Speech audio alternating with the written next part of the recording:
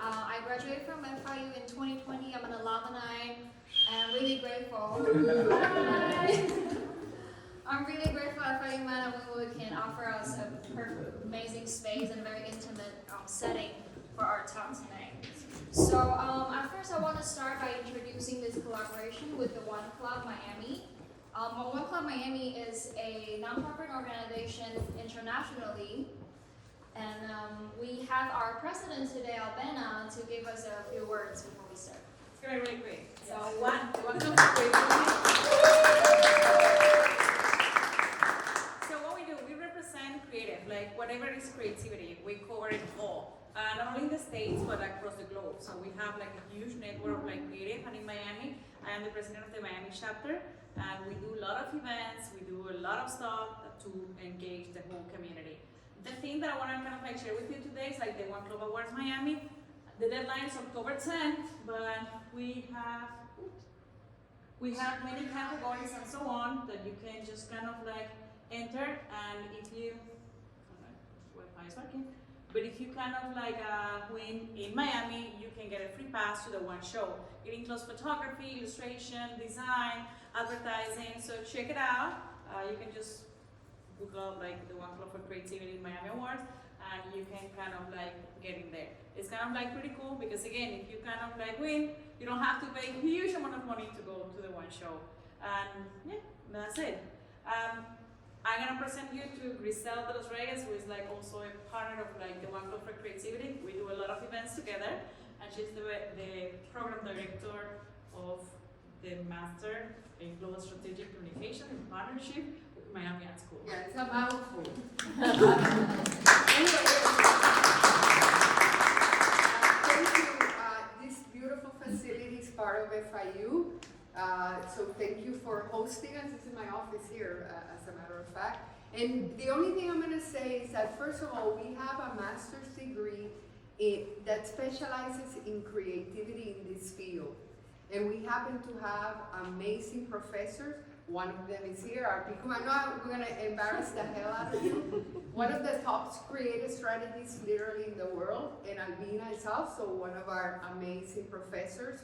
And that's the type of faculty that we have.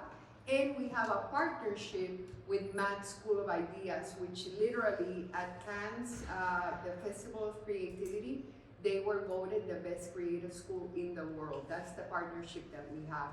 So anyway, if anybody's interested in the master's degree, please see Albena or me. So welcome. And thank you guys for doing this for us, okay? Thank you.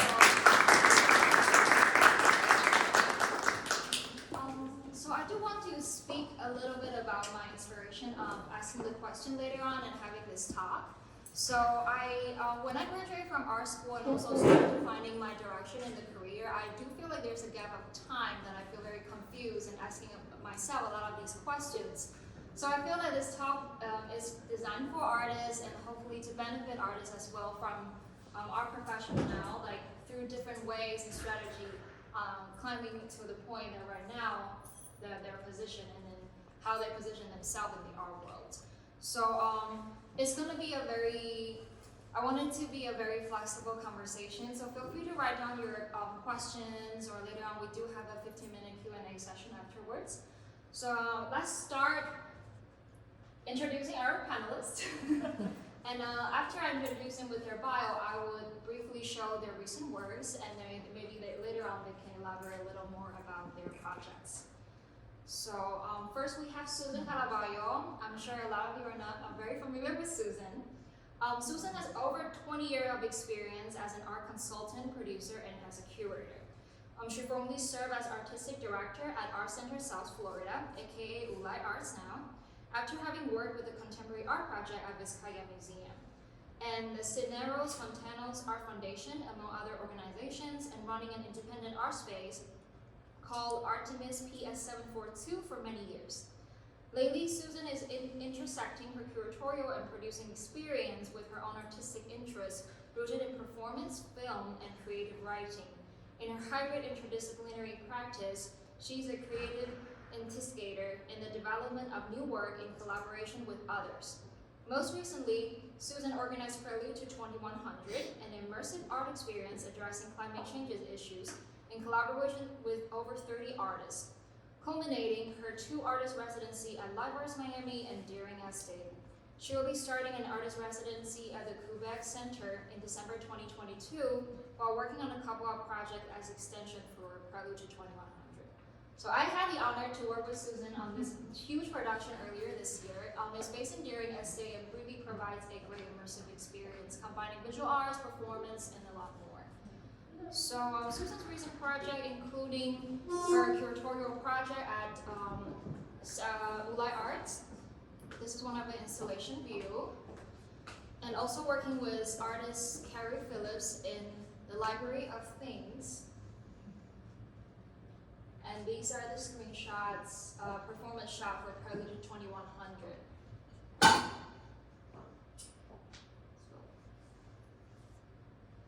And Susan also organized an articulating sustainability congress at PAM, an art talk focusing on climate change and with arts as well. Okay. Our next panelist is Diney. I'm sure many of you are very familiar with Diney. Diney is also AKA RScene 365, a platform on South Florida that covers all of our events, pretty much.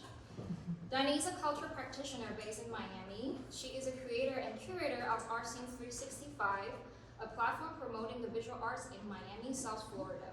And beyond by creating, publishing original digital content, Diney collaborates with several art institutions in South Florida, including the Dora Contemporary Art Museum, the Bass Museum of Art, and the Women Artists Archive in Miami, aka WAM. She has an independent curatorial art practice and collaborates with selected artists to support their practices and projects. Her most recent curatorial project was in the Contemporary of Women at Large at LNS Gallery, which showcased the work of 17 Miami-based women artists from July to early September 2022. So, if you haven't followed Diney yet, you should right now. Yes. So these are some installation shots of Diney's recent project at LNS. It has also a very nice writing by Pam's curator, Maritza.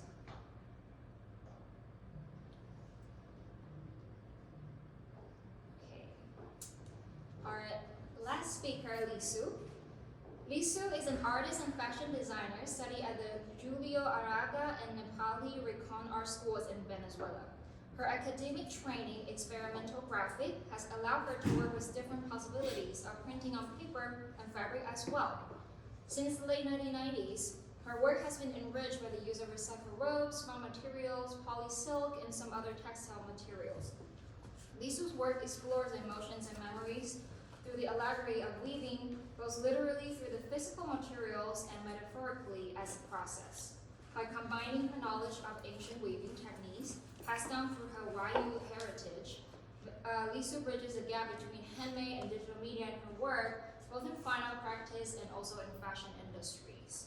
So showcasing some of Lisu's work is with a lot of weaving with recycled materials, and she built large-scale installations such as this one, and these are the detailed views.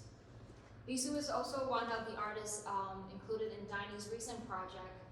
So she also has an exhibition right now in Chicago at the 3D4D CSI Gallery, and now she is exploring a new body of work combining images and her weaving process, and also with her in memory of her grandmother. Okay. So it's been very all the speakers are from a very diverse background and focusing on very different medias and focused platforms as well. So my first question to all of you is, so besides working in a studio or doing research, what else is the most important to do as an art professional? Like, is working on your artwork alone enough, or is there more? Like, how do you think we can use our work to help the art community in general? So.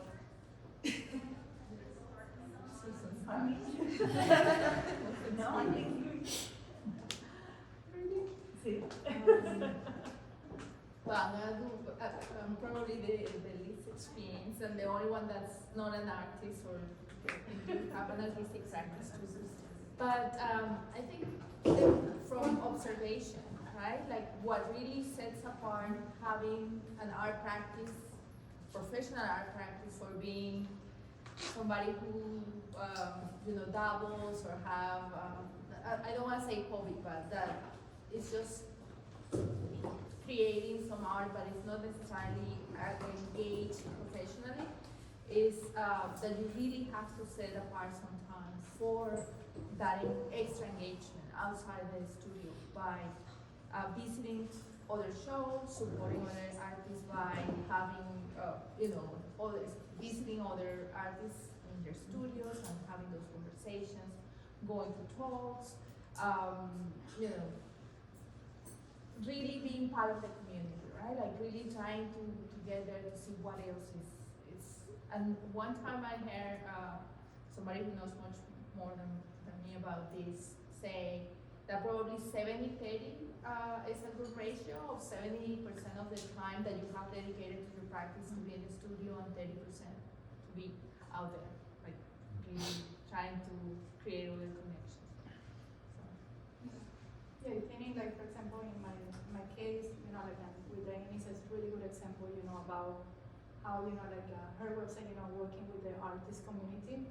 In particular, when I have internship, like in my studio or in the manufacturing, I always with the students, as I say, just realize, like what you do is you do for love, but it's like professional, So you have to take a serious, like when you investigate, like find materials, have the community, and spend time to growing, that's, like for example, if every single project I did, has many different things involved, not only like working with my memories, like Steve, like for example, like the social activities project, I create, like from the Venezuela, has a lot of investigation, like do a lot of collaborations, like with people around the world. So this is part, of some of the projects I create right now with this, like working also with the social media, and also, like working, integrate the community in part of the projects, And also, like part of the resident artists from Landromat.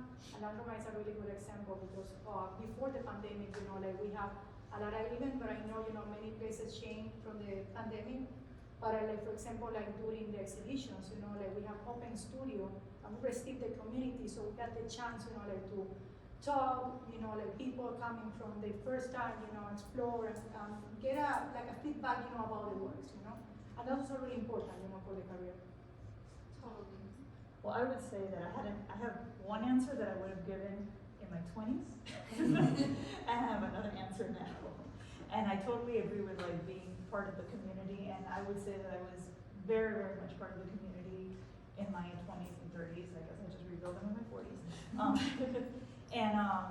And I think that also has to do a lot with energy, and also with where you are and what you do. Because if you're working independently as an artist or a curator and you have a full-time job also, like that's something that one needs to balance. And I think, I've been in both situations where I've worked as a consultant, like when I worked at Vizcaya, I was there part-time, and I was doing my own projects as well, but I was also at CIFO and Art Center, that was more than full-time. And then part of that is also part of your job in those kind of jobs is being in the community. But then when you're independent and you have to really balance, that time, like that 70-30, like some of that 70% has to go towards making a living, So I think that's an important, thing to discuss, because I think sometimes, especially when you're in your earlier part of your life, there's a lot of enthusiasm. And I look back at the days when I had the Space PS742, and I wonder how I survived, because I just had the energy to do it all, and just, and also I was very much in the community, and I still don't know how I made a living, but somehow I'm here today, so I did. But life changes, and I think that's, I think it's really important to be part of the community, but also finding a balance on how to make that work, Yeah, because I think like especially when I was maybe still in school, or I will feel like producing more artwork is more effective and something that I should be focusing on most of my time. But later on, I figure that actually going out to support other people's event, to go to openings, to see other people's studios, to do studio visits, and interact with other artists actually help you grow as well. So aside from just focusing on your own research, going out and supporting actually is another great way of absorbing as well. So that actually leads to my next question is, like, why is it important to have this community? Well, I'll just add something to what you said, and Yeah. one thing that I would recommend to anybody, whether you're an artist or a cultural practitioner, is to serve on a grant panel. Because if you're on a grant panel, you get to see things from another perspective, and that really changes everything. That really changes everything. And I've done these workshops. Dimitri was part of one of my workshops, and that I haven't done one in a while. But that there really is about doing. We use like an artist fellowship as basically like a mock fellowship, and then and all the students, apply. And what's really great is that you just see how other people present their work, and that's I think very useful in how you present your work. So, and it also connects you to other people in the community. I mean, I've served on panels at Miami-Dade County Cultural Affairs, at the state of Florida level, in Ohio randomly, and Maryland, and that really is a way to really connect with other cultural practitioners and then see what's out there too. Because as a curator, you also see, like I'm on the board for Harville Foundation, and I'm on the program committee. So I just realized I have a review next week. I'm like, oh, I have to look at all these applications. But just that's a way of, getting to know all these artists that have made it to this final stage. And even, I can actually go back and see all of them, but I think that's also something that I would recommend, because that's a way to build community and also just see things from like the funding perspective and just from another perspective that you don't quite have if you're just out in the community. Yeah, so there are a lot of different types of community in the arts, and I'm wondering, like Dinah, you want to express more, because I know you focus a lot on online programming. So why is it that important, like to have like maybe something in a group online or sharing, or like Lisa, you're in an artist studio complex, so what does that bring to you, and why is it so important and to your practice in general? Well, like for example, like with my fashion art projects, like when I create the fashion art projects, I use a lot of social media, to get a lot of connections. I think life is about connection. You connect with people, introduce your work, and then one thing go to another one, and when you see it like a big crowd, you're already connected, Especially in my fashion art projects, I create some prototypes, and then I have many different people from different countries, which are right now my friends and part of my family, and we create a project together, This is one other thing what I use in, like the social media. I think the social media is very important as an artist, because you get more, you can get more connections, and you can apply in many different places, and visit and know how you are related with many different things. In the case, like with me to be a resident artist, like from Landromat, that's, changed our life completely, because before Landromat, we have the studio in the home, and it was really hard, like to invite people to our house, So, so we have the great opportunity to be part in Landromat, and just like in the beginning, before the pandemic, we used to have, like weekends to talk and do like a special brunch, and we can talk about the future projects and everything. After the pandemic, like I just created last year, that during the pandemic, we just created 2 projects with another resident artist, and it was great, like because everybody, is pretty busy, but we spend the time, like to create the project, and everything worked like really, really, really well. So for me, like even have the studio and working online, both platforms, like help me to run, in my artistic side. Amazing. Yeah, I just wanted to go a little back to the whole percentage and the point of energy, which is really very, very important, right? Like and also at what point you are in your career, if you're just starting, if you're more established. But I think it's whatever time you have for your practice. So you have a full-time job, but then you work at night, and then maybe one night you need to do the book, and it has to be also, there are cycles. Maybe there is a cycle where you are in the studio because you are putting a project out together and you are very dedicated to that, and then once that's done, then you take some time and are out a little bit. And then thinking about why it's important to be part of the community, sometimes I ask myself this question about what is the difference about being an artist from Miami or being a Miami artist, right? Or an artist who lives in Miami and really being a Miami artist. So when you're I think when you're a Miami artist, people, you know other people in the community, other people know about you, even if it doesn't mean being famous or anything like that, but people know that you are working, that you are part of it, that you are giving some feedback or supporting some events, or there has to be some connection. And sometimes there are artists that you see that, oh, this person is Miami based, and you have never, you can't find any point of connection to any of the organizations or any other institutions. And I think that makes a difference also. Yes. Oh. Yes. And you talking about the percentages made me think that we kind of all works multi-hyphenated, like the title. We are all kinds of different things. Like we have our day job, we have our side projects, we have a lot of different professions. And being in many different communities, but somehow it all connects together, also actually overlaps and helps, I think, creatives in general as well.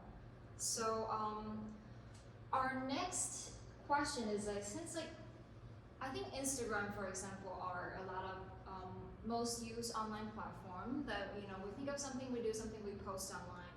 And my question to our speaker is like, how important it is for you personally, and you think for artists in general, and is that the only way that we can get our words and or get our statement out there, or is there any other platforms that you would recommend or you think actually is very effective to start a conversation with your practice and people in general? Just in my case, you know, like Instagram Yeah. helped me a lot, you know, like for example, I just have a great opportunity, you know, to work during the last 2 or 3 years, you know, like working with artists, you know, like the stylists find me to play experimental pieces, you know, and they find me on Instagram, you know, so this is the people, if I don't have the social media, it would be so hard, you know, like to connect it, you know, and also I had the chance, you know, like to meet curators and many different people, you know, relate, that not only live in Miami, live in many different places, you know, and connect me, you know, so I think like the Instagram for me is a really strong platform, you know, like to, get exposure, you know, about my work and everything, you know, in many different ways, you know. Or is there other platform or other ways that you promote yourself? I mean, you know, just like, I'm like a pretty old school, you know, like Facebook before the family, you know, my kids. And Instagram, you know, is like the platform when I'm using, you know, which one is, sometimes it's really hard because, you know, like all my work is inspired about my emotions, about my life, about, you know, the sustainability and all that. So, I have that conversation with Denise, you know, many times, you know, like to try to see how my Instagram can be like more professional, because I'm very organic. I'm just like, I'm working with the fluid, you know, like, it's like I'm very emotional. If I want to post something, you know, relate with my family, I just post something relate with my family. If I want to post something, you know, relate with my exhibition or any process, you know, I have it from my new work, I post it, you know, like I think the Instagram is like for me, it's working to be like a real people on the social media, you know? So the people can see in my social media is that who I am, you know? So I don't have double face, you know, that's who I am. So, yeah.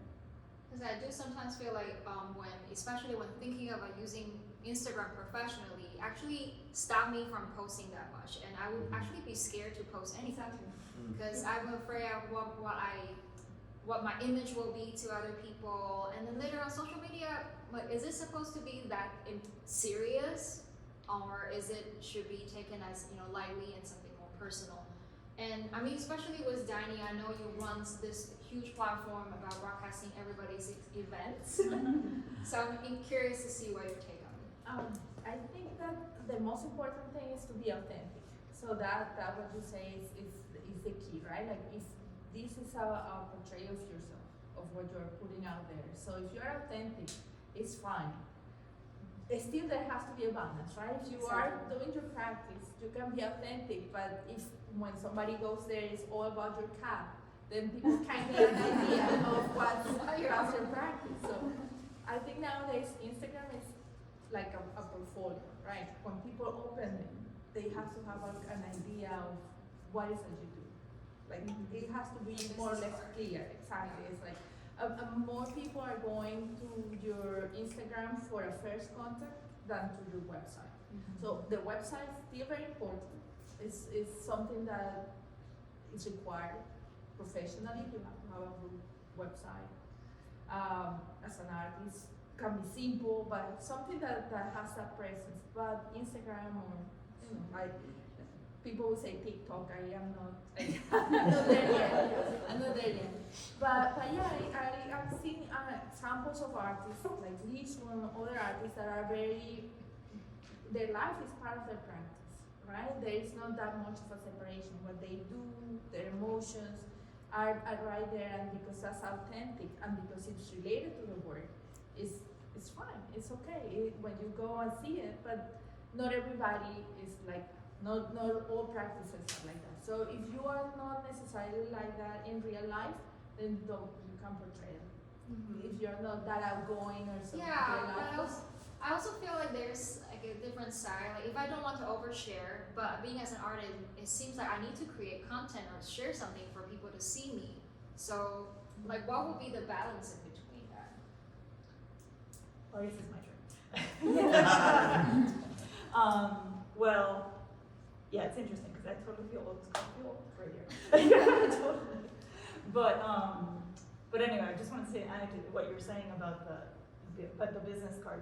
We just went to a conference in Kentucky, a curatorial conference, and that was it. Like, well, what's your Instagram? Like that was the way of exchanging. You know, instead of a card. I mean, some people had cards, but that was it. And I was like, oh yeah, okay, here it is.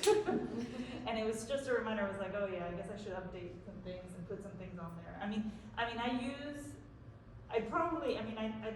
wouldn't say I'm a private person because I'm pretty kind of an open book, but I'm not an open book on social media because people are like, oh, you're very private. I'm like, really? I'm like, okay, sure. But I don't necessarily put so many personal things. Maybe years ago I did, but not even. I don't think I ever did. But I do use it for whenever I'm doing an event or helping promote different arts activities. I have to say I'm a little bit more old school. I'm more on the Facebook side, but I do use Instagram, and I as well.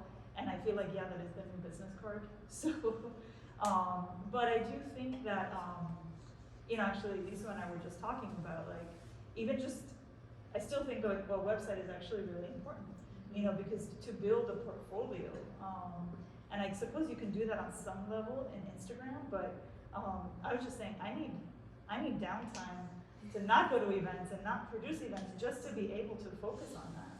So, just not to harp on the percentage. I knew what you meant in terms of that, but I think also to make it clear. But I think, that's a part that we have to dedicate also. So it's to whatever our practice is, and then to being out there and contributing to the community and being part of the community, but also to make sure you have all your ducks in a row, because, just for when he asked me for photos, I was like, oh my God, like I have of course I have like 1,000 people took photographs and I have them there and I have them on some level organized, but I'm like, oh my God, I have to spend just a whole day really organizing all of this material to be able to present it properly. And I think that's a part that we forget about. There's this administrative part that we have to But if you think about it, the online presence is another way of being out there. Yeah. It's part of that probably 30% where you are out there online. Yeah. So, people say overshare. There are many ways of oversharing. I have heard galleries saying, oh, I don't want the artist to be sharing too much of their process, for example. Exactly. But I would say if you are not represented by a gallery, and you that there is not that much secrecy yet. So That's also a question. I know a lot of artists actually like to show their process on Instagram, making reels or video, and it gets a lot of views and likes. Another side of the boys will say that, oh, you're showing too much, yeah, it's not mysterious anymore, we won't have that groundbreaking things when you announce. So for an artist point of view, I'm interested in Agnisu, like what's your take on showing the process? Well, no, in my case, you know, like if I really want to share something in the process, I use it in the story. You know, like 24 hours later, you know, as a link, so nobody has anything, you know, And that. it's gone. So it's gone, you know, like I mean, when I have, you know, already the project, exhibit or whatever, and then put, you know, in the regular photos, you know, like Yeah. the post, like a regular post. So that's pretty much, you know, what I don't use Twitter, you know, like I use most of the time, you know, just the Instagram, but I have the same feel while you have it. Because when I try, you know, like to do the Instagram more professional, you know, just only put my artwork collection, you know, and the exhibitions and everything, it's kind of cool, you know, and it's like I don't have the energy what I really want to project, you know, on the social media. So I'm going back and forth, you know, like try to No, then go it's back true. and then I go, it's part, you know, of the Authentically, you want to share. Exactly. Yeah. You know, it's part It's, of it. I always say that managing just even your personal Instagram account is a full-time job. Like, you know, what to select, let me Photoshop my lips a little more, or let me do this, let me do that. It's a full-time job. It's a full-time job. Considerational. Yeah, but we are a lot of things, right? We gotta be artists, we gotta be producer, we gotta do curatorial research, we gotta build connections, we gotta be our community outreach, we gotta be our social media It's a lot manager. of research what you need to do, you know, on the social media, because it's not only, you know, like to post photos, you know, and just get the likes from families and friends, you know. Yeah, It's working, you know, like to find the right hashtag, you know, like Yes. to find the right people. Same if you got something important to share with somebody where you really want it, and really insist. When I really want something, I'm working 24/7. And it's like maybe, you know, I don't get in the moment, but I'm pretty sure, you know, we have Zoom if I continue, you know, like to be focused. yeah. So I use the social media a lot, you know, and this is like Strategize it, we yeah. create like so much strategy, you know, where you really wanna project or going, you know, like in some different direction in a specific time, you know. And the opportunity come in the way, the right way when you're ready to take it, you know, like so don't be frustrated if right now, you know, you send the information by social media with somebody who really wants, you know, like to get that, because you're not ready for that, you know, just working in the process, you know, like keep going, and one day you will get it. If not, whatever. Yeah, so we just have to manage different roles to balance our life, our career. Yeah. And that leads to the next question. So, do you think art school or art education plays an important role in artist's career? Do you think it prepares you to have all the skills you need when you become a professional artist? Did you go to any art schools? Would you like to share some of your experience with this? Was getting resources with artists? Want to start? Sure. Well, I was just telling John, I mean, I graduated at FIU and I'm an alum, but of liberal studies, because I couldn't really decide what I was gonna do. I started in architecture, actually. I had a semester of architecture, yeah. And then I realized I didn't like, I would never want to work for a client, so nobody tell me what to do. So then I ended up in dance, because I always danced for a long time, and then I realized I don't want to be on the stage, and I took a dance production class, and then that's how I ended up, you know, being on the back end of things. But so I ended up getting my degree in liberal studies. It was like the only way to like finally graduate and use all my credits. But then I went directly and started working. I actually started working at FIU originally at the Intercultural Dance and Music Institute, which was part of LAC, the Latin American Caribbean Center. And then eventually started working at what is now Live Arts Miami. And basically, I always say that was my PhD. Like 10 years of working in the arts community for different arts organizations and having my own nonprofit. That to me was like, that was my degree. And then at some point, in 2007, I guess, I thought, oh, maybe I should get a degree. And I was really thinking honestly about retirement. I was just thinking, you know, that I would love to be in academia at some point.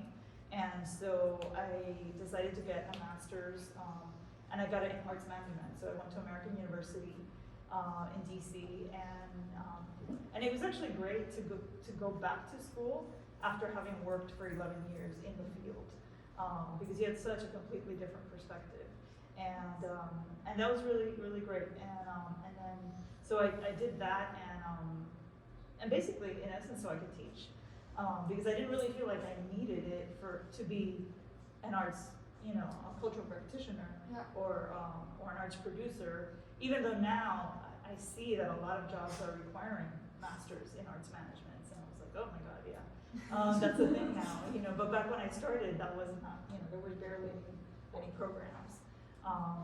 But I think, for me, my education was doing, I started with these institutions, and then I started my own nonprofit, had no idea what I was doing, but I just made it work, and learned with a lot of mistakes, but it was the best education I think I had. American University was wonderful too, and I learned new skills, but I also appreciated what I was learning because of that experience that I had, that work experience. The working experience and process. Yeah. But if she thinks with the real world. Well, my story is a little weird, I wouldn't say weird, but different in the sense that I'm not from an art field. I'm an engineer. I'm a computer engineer by trade, and then always wanting to go towards something a little more humanistic, or in the humanities. I went and did a communications master's when I used to live in New York, in the New York Institute of Technology. And I was thinking to go into communications, like corporate communications, and that was my intention. And when I came to Miami, I was working, I came from New York, I was working as a manager for information security. So this is something completely out of there. And at some point I needed to make a pause in my career, and I thought it was gonna take like a sabbatical. I'm gonna pause for a little bit and reassess what I'm doing. And so, after almost a year without really finding a way, somebody asked me, my brother asked, like, what is it you really want to do? And then I'm like, I want to do something in the arts, but I have no clue, where to start. And but saying that out loud, because nobody told me, but saying it out loud made me think like, okay, so I'm gonna start by exploring and trying to understand what's out there and how my skills can be transferred to this other field. Because I knew that I wasn't an artist, and I just had this appreciation for art. But that made me feel almost like a glutton. Like if I was just looking at art and appreciating it, it was like I wasn't giving anything back. So this exploration, so that's why I decided to do Arts in 365. And when I did that 365 part, being that I'm not a kid and I didn't have the luxury to just say, oh, I'm gonna go venture. It was a commitment with myself and my family that this is not a hobby, this is something I'm going to do 365 days a year until I figure out what I'm doing, which is still haven't, but that was the whole thing. So of course education is important, and I still think about going and getting a degree in some kind of art field. But for now, it has been my exploration day to day of what's happening out there and trying to, in the field, understand and learn. I know, Danny, that you volunteer and also work with different organizations like Fox Museum. So do you think experience volunteering or internship is something that helps you gain a lot of different aspects in art? For sure, and the first time, I'm a docent at the BAS, so, and I've been since 2018.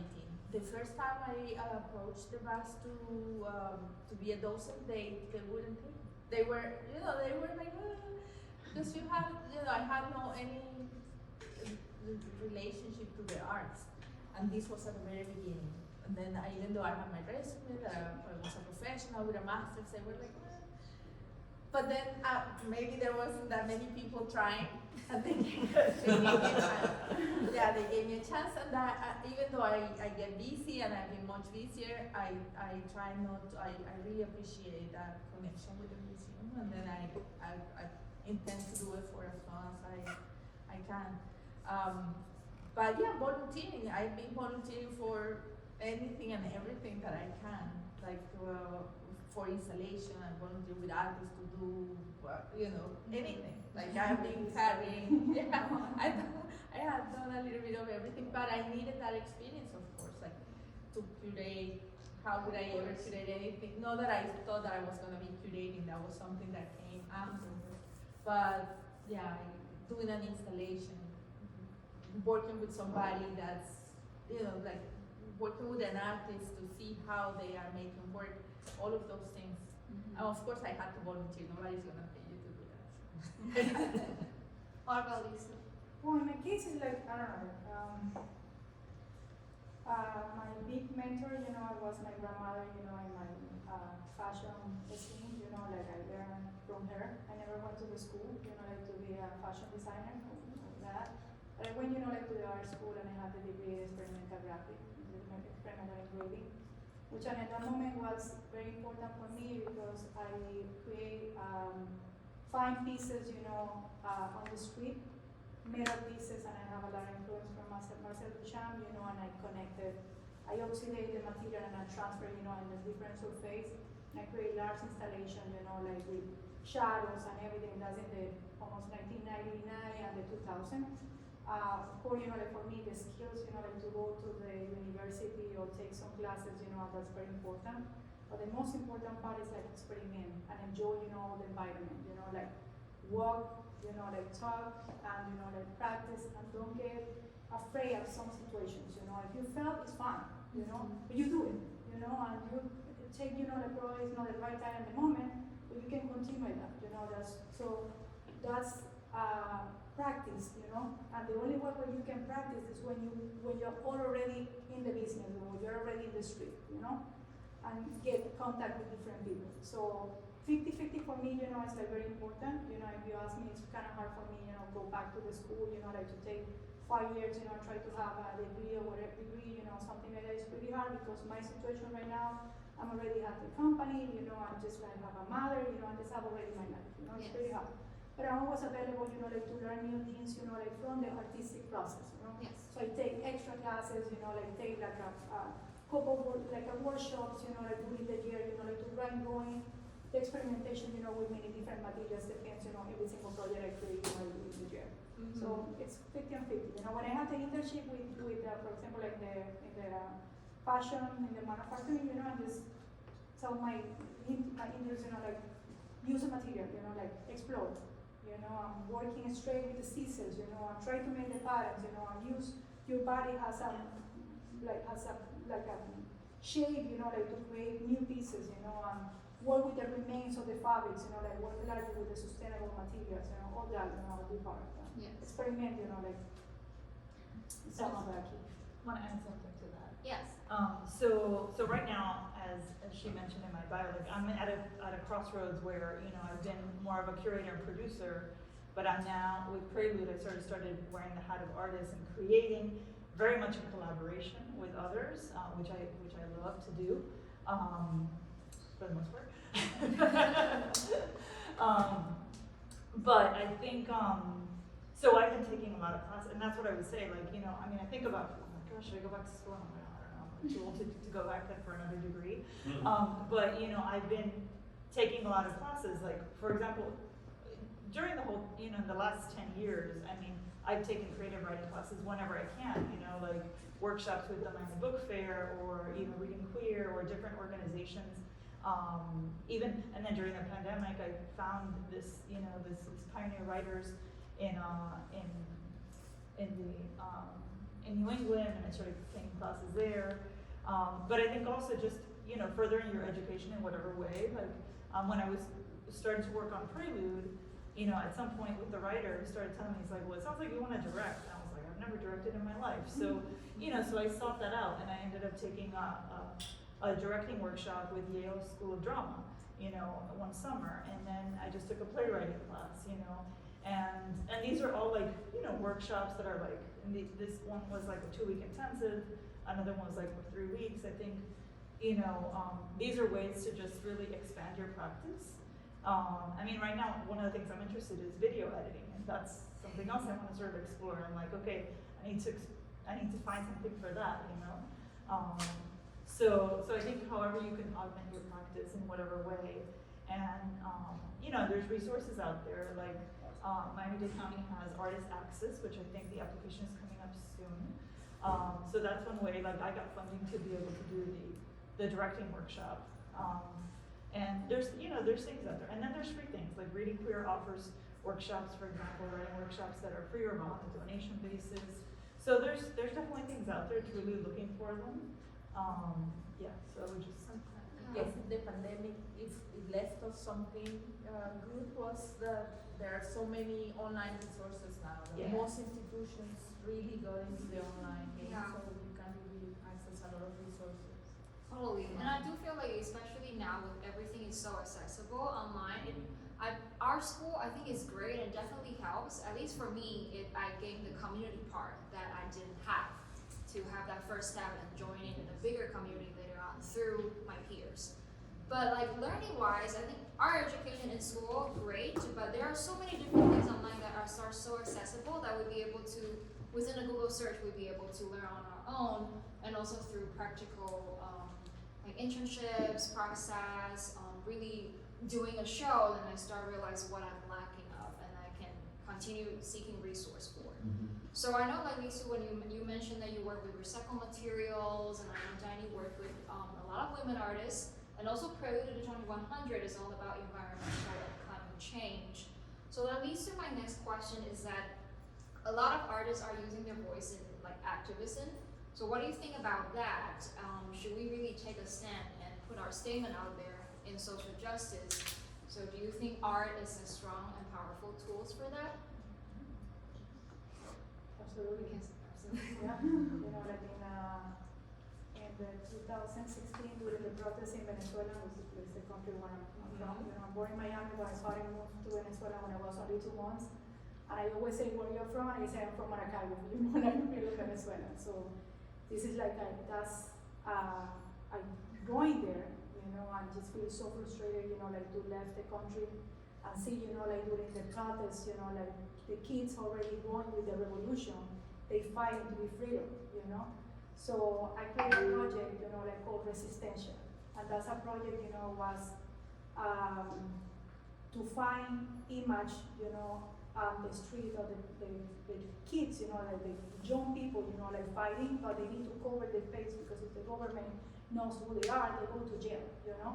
So, and I was in shock, you know, like to find all the photos, you know, like from social media, you know, it looks unreal, you know, like a little, like almost like a teenager, you know, like burning, you know, on the street, you know, like this is like, was a nightmare for me, you know. And it's like to me, as a designer, you know, like it's so important, you know, like to raise your voice, our artists and designers raise your voice and say something about it, you know. So I decided, you know, like to step away from the designer side and say SOS Venezuela and keep like that. And I say, okay, this is I want to work like a raw project, like really raw, and connect with all my friends, you know, like in different places where they are from Venezuela, but they have to move to a different country because it's not much opportunity, you know, to join there. So I send like a portfolio, I find some image, 12 image, you know, which one create many different emotions, you know, was pretty much what made catharsis of that emotion. And I transfer on a fabric and I made dresses. And the remain of the fabric I wrapped, you know, like to cover the face. And I got friends, you know, like in Venezuela was in the protest to recording the sound of the protest. And I have a friend, you know, in Miami who was a dancer, you know, and we captured the moment with the kids, you know, with the young people fighting with the government and catch the movement to make like a full performance, you know. Every single piece is a one of a kind. All the pieces were completely 12. We donate 8 pieces from many different foundations from Venezuela. They raise, one of the kind, they raise the money and then give to different parts, you know, of the community in my country. So in that way, you know, I learned was very stressful project because, you know, like the government, you know, I didn't expect, I just want to make a catharsis, you know, I lost a family, you know, a member of my family, you know, like for the violence in Venezuela. And in that moment, you know, like I just was explode, you know.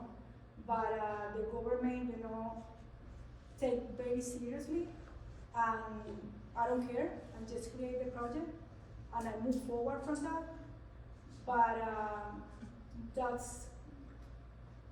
it's hard, you know. So when you were making a lot of strong, like your own personal political statement on these artworks and put it out there, have you ever considered like it's gonna affect, let's say, you know, your market or even your family in Venezuela?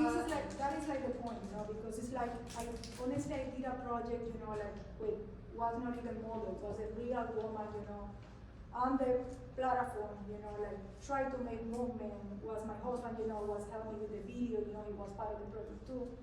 And I never expect that exposure, you know, and I was, you know, my husband probably, you know, like when he's a talk, probably he can talk about, you know, the experience, because in one night, you know, like I just did the project, was from a raw artist, which is like a project, you know, has in Atlanta, Miami, and another place, you know, and somebody find on Instagram and post in the Nacional, like the newspaper, you know, like from Venezuela.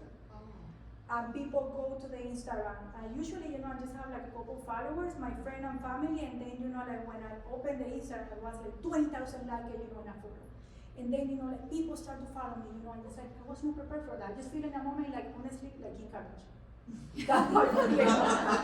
I say, what's happening with that? Because I only want to make a catharsis, you know, I just want to raise my voice as an artist, you know, and a fashion designer, you know, like to say something about that, you know, and this is not a collection, you know, to sell, you know, like honestly, I'm thinking like the fashion art is an expression of the contemporary art, because, you know, like whatever you wear, you make a performance on the street, and you send the message directly, you know, like to the community.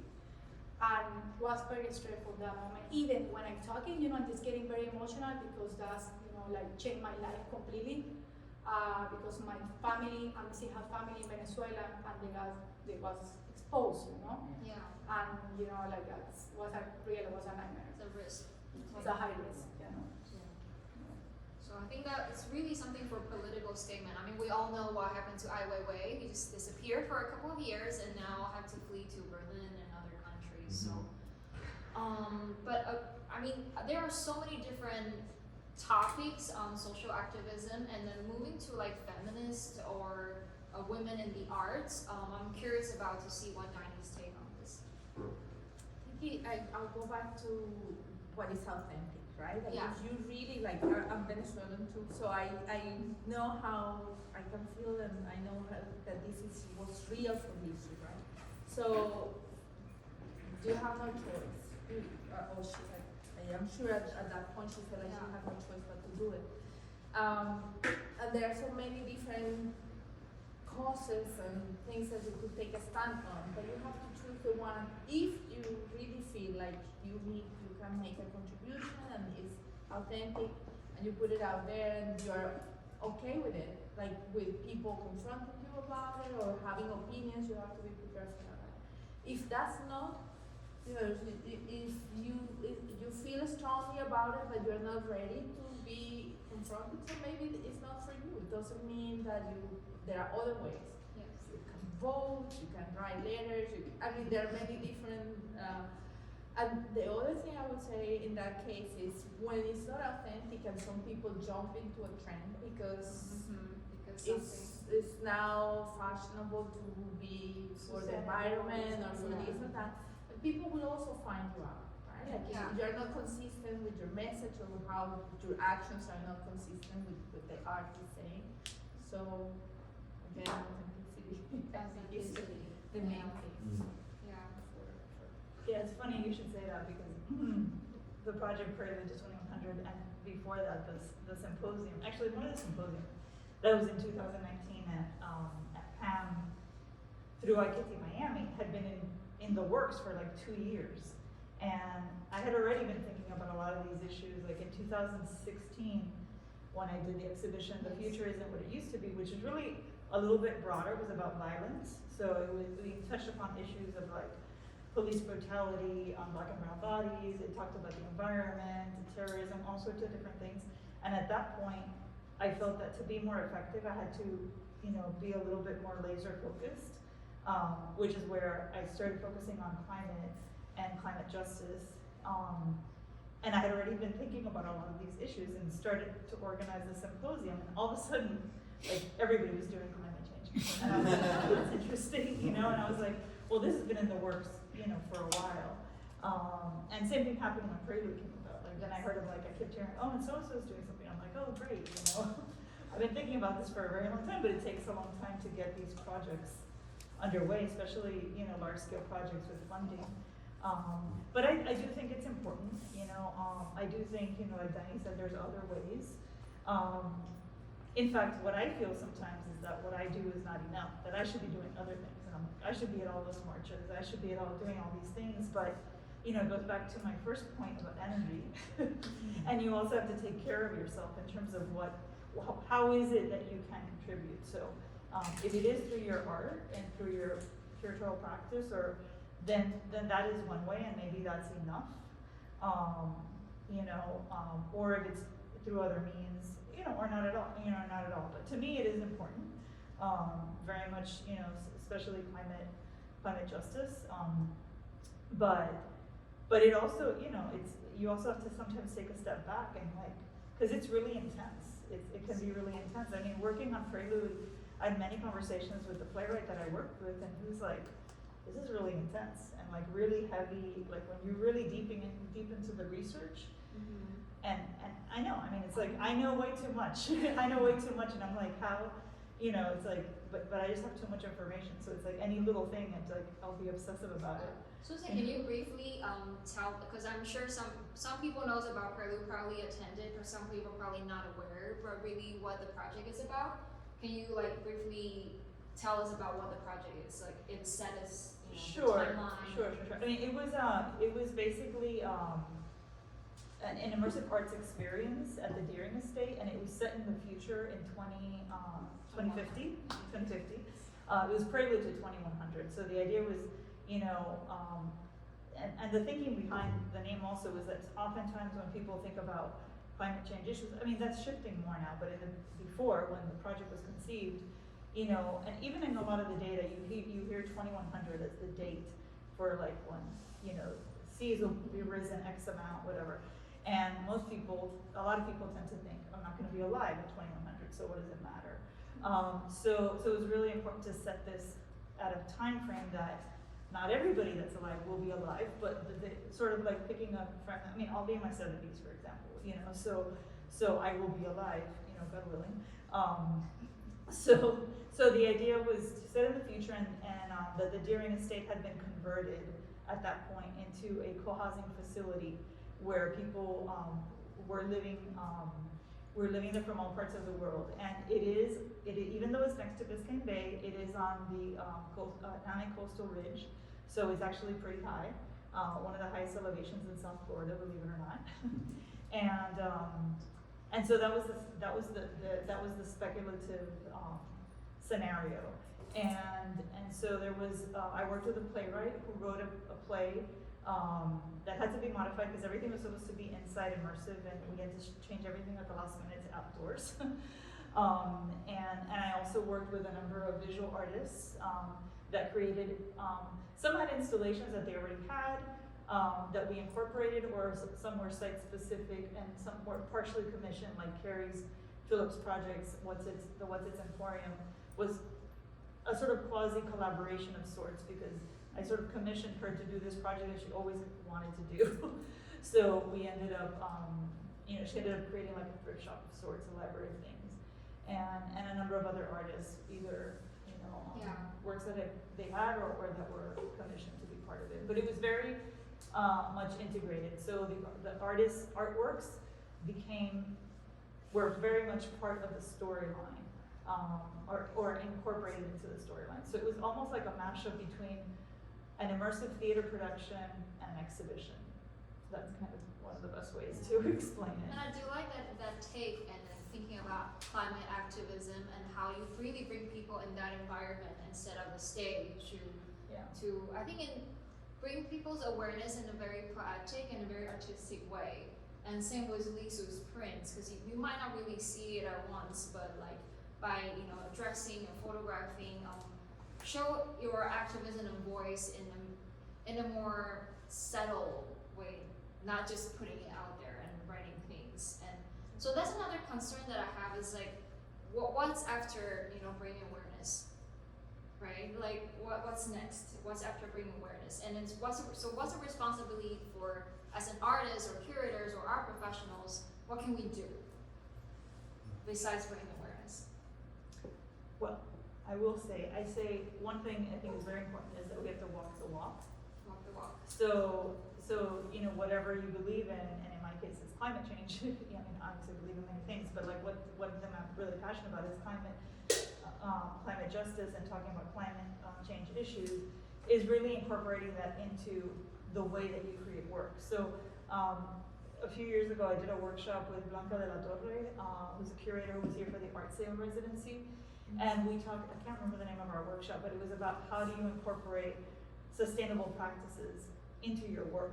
So for example, not to call FIU out, but you know, like this, like vinyl, for example, you know, like she would, for example, she, in her exhibitions, she does not use vinyl. You know, she'll actually write the, you know, write something on the wall, or she'll have something that, you know, she'll use other ways, but she's trying to avoid, you know, using, you know, just being as eco-friendly as possible in her own process, and I'm not being eloquent about it, but basically using that. And I always give the, and again, not to call anybody out, but I always use the case of the water bottle. Yes. You know, it's like, and that was really important to me during Prelude, for example, and even during IKT when we hosted it. We made a really concerted effort to everything that we would do.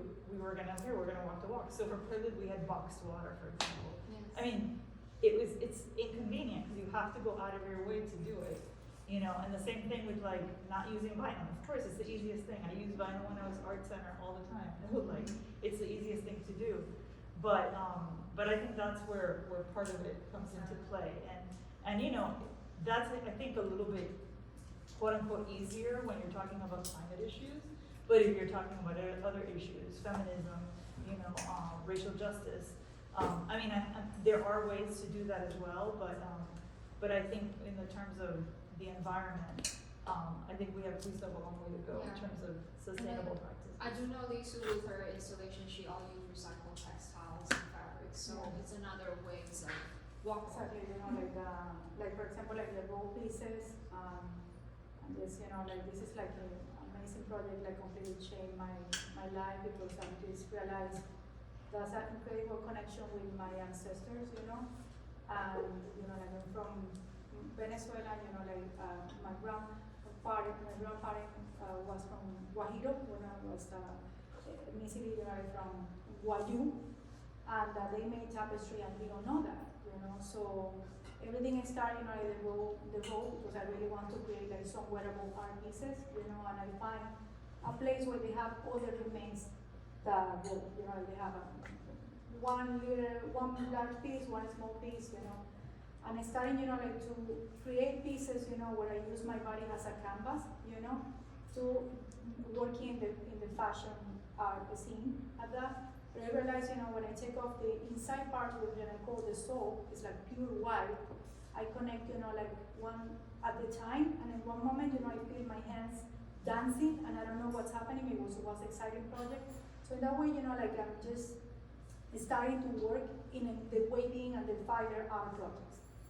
There's part of the sustainability is like zero waste material. Whatever element, you know, like whatever white part, you know, like having from the raw colors, I use it to create, you know, the large installation. So in my size, you know, it's like always like a working process, you know, like never finished, you know. Yes. So, and it's like, for example, like when I transfer the fabrics, you know, like I work with the sublimation, but the remain of the sublimation, I really used to take photos, you know, and make another project, you know. So nothing is trash for me, Wasted, you know, yes. nothing is wasted, you know, like everything is like connected with another project, and it's really exciting because you find, you know, like many different ways, you know, like to, you know, like explore different projects, you know, at the same time.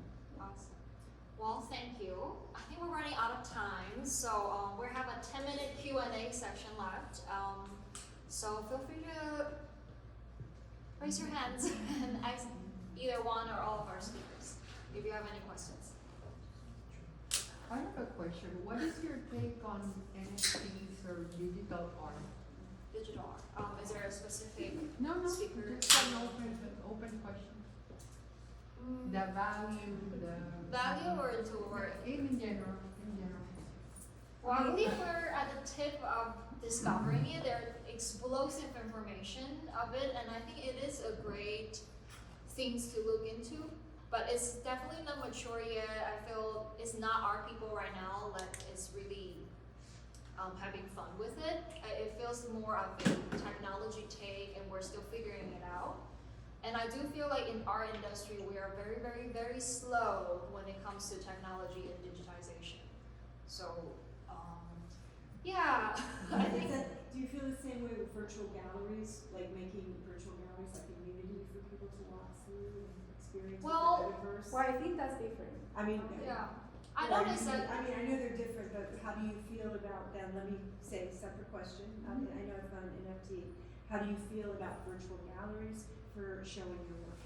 I mean, in my case, like during the pandemic, we have, like 3 different exhibitions, like during the pandemic, in like a year in 2020. And it's like working really well, like because you have the time. That's part of, the social media, and like, it's a new generation, like some things, like for example, like the NFT, we go back to that. I can understand, I feel like too old for that. It doesn't make any sense for me, it's something like personal, doesn't make any sense, and when it's something like really weird for me at the moment, I always ask my teenager. And my teenager, my 14 years old, say, "Mommy, that's waste time," So maybe I'm wrong, but in the case, like I have to feel, like art is only, like to see it. Art is like when some artists, play something, you can feel something, you have connection, like you learn something about that, like give you emotion, The NFT in particular, no, and if we go back to the galleries, like in particular, there's like, we have really a good expectation, with the galleries, honestly. During the pandemic, was amazing, like to get the exhibition, because it's not a chance to go Yeah. to a real exhibition, to see something, So what was your take on it, Diney? Because I know you always go to exhibition in person. So during the pandemic, do you try those virtual? Well, I do see a lot of stuff online, also, right? Like, but of course the experience is not the same. We all know that, but it is. It's an alternative, and you get to see things that are on other parts of the world where you can travel in person. So I think they work. I just think that it could be abused, like everything else. At some point, then anybody and everybody is just throwing something together, and then that's not good in real life or online. That's my thing. But I realized, for example, like the exhibitions, like the river galleries, you put online, like from some specific time, so you got more chance, like to get more exposure, and see the work, Usually when you are in a gallery, in person, like you have a month or like 2 months, like from the exhibition, and that is done. If you don't have like a good, photos, of that, it's done, or make a video. It's a lot of work, like to be artist, and try to be in the business, try to make a profession, all that. Like in my case, like the virtual gallery, you have more time, like to show your work in the social media, or because it's virtual, like you can connect and share the link with a person, in another side of the world, like it's completely, like working in a different way. Very healthy, The Frost Museum has a great, I don't know if they do it for all the exhibitions, but many of the exhibitions have the visual tools, and they are very useful, and then later you can go back and see, That's I think it's efficient. definitely a great way for documentation. But I always thought that these virtual experience one day can replace really the viewing experience, but it's not even until the COVID happened, when everybody suddenly had the budget to go online, and I started to know, okay, nothing can replace in-person experience. But it's a great way for institutions to document, of course, definitely, and for artists as well. If you have that capacity in having somebody coming and record everything, and that's a great way later on to showcase. And maybe in the future, the way we present ourselves, not through Instagram only, but through something else, will be very effective as well. So I'll just quickly say, well, I just want to quickly answer the fact that in terms of NFTs, I support artists making money selling work, but I come from like a very nonprofit mindset, so I'm not into the art market so much. So not necessarily a fan, but I do think that there is a space for virtual possibilities. In fact, Dimitri and I are hoping to work soon on a virtual component of Prelude to 2100, which has sort of morphed in what originally we wanted to do to what it's going to be, but to bring some sort of that experience to the virtual world, so other people can experience and add to it. So anyway, you had a question? Yes. Okay. Is it hard to convey a layered, complex, multi-hyphenated practice in a world where social media accelerates a grazing mindset while there is market and social pressure to find a clearly defined niche? Or is multi-hyphenation just now another niche? Would you like to start? Well, if I understood the question. I've changed my mind about that actually. I used to think, I'll never forget, I told an artist that I adore, she's in New York now, she's a playwright, she's a director, she's an actor, and she was all these things, and I was like, you can't be all of it, you have to decide. And she's like, why? No. She's like, and I used to think, I'm like, no, you focus on one thing so you can move forward and be successful. And she's successful in all of those actually, and she just had a baby by herself. So, she's kind of amazing. And her name is Miranda July, or is there another person that can do this? Yeah. It's not Miranda July. But anyway, but I do think, but now, sort of being in a similar situation where I'm like, well, I'm now kind of creating, so what does that make me? And like, I've been very resistant to accept the word artist because I feel, especially it took me a while to take the word curator, but then it was obvious that I was curating. And now I feel the same way about artists because I'm concerned about that hyphenation but then, I've sort of started to let go a little bit of it because I'm like, no, that's what, at some point I've been struggling with like how to refer to myself, it's like cultural creators one, it's like just how do you make it a little bit more general, especially in my case it's a very hybrid sort of practice, so but it's shifting, so I don't know. I like more the way I read even if I'm in the social media I call it multidisciplinary artist because I experiment with the fashion art, the fiber, I love to work in the video art projects, with a partner I have, in Brazil. And I make a lot of collaborations, and I don't like also producing, too. And I love to direct, take the directions on every single photo shoot I create, I don't like, to be has some limitation just because part of it to be artist is experiment and explore in different situations. But it's like I always have the same feel, say, Lisa, you have to be focused on something. But what about if you're able, to do many things and be good in the many things what you do? Just keep working and Fluidity. Totally. Exactly. I guess if there is a field not to be boxed in, it's the arts. That's why people pursue the arts, right? To try many different things, to have freedom to be many things. So I don't think people need to be. I think that's I think that is changing because I do remember being part of that. So he's like, well, no, if you're a curator, you're an artist, you're an artist. If you're this, you're that, and then it's like, yeah, but we shouldn't be boxed in. But I do remember feeling like you need to be in have a category. Imagine how feeling, for example, I came to the United States in 2002, was traveling, with my husband, I was back and forth, and it's really hard because the beginning of my career was exploring experimental graphic, and that's I went to school to be as an artist, and then one day, I decided to explore, to work because I was so tiny and I really wanted to explore, to create clothes straight in my body. And then I say, okay, let me experiment, the fashion. And then I always create pieces, which one the art has the tool to create everything. So everything is pretty much one of a kind, and all that. And I create pieces more like a sculpture pieces or like a fashion art pieces. It's taken a while for me to the community to understand the fashion art is an expression of the contemporary art. you approved an NFT, but you don't approve the fashion art. You know? Are you kidding? You know, like this is something where you have the piece, you can touch it, you can feel it, you know, like it's something more about that. It's like information, you know? So that's take me a while, you know, like to not only, you know, like investigate about the process, you know, it is teaching people, you know, like come to my studio and still, you know, like don't get it what I just tried to say, you know, like about my fashion, my project, you know? So it's pretty hard, you know, like that. I think Like everything can be water. hybrid now, and all these definitions term has been wider. You know, there's no like a specific thing that you have to go through. Everything is kind of multidisciplinary. We all do videos. We all have these resources, and I think one day these terms we're just gonna be our professionals, and we are content creators. We are brand managers. We are everything. So thank you so much everyone for coming today.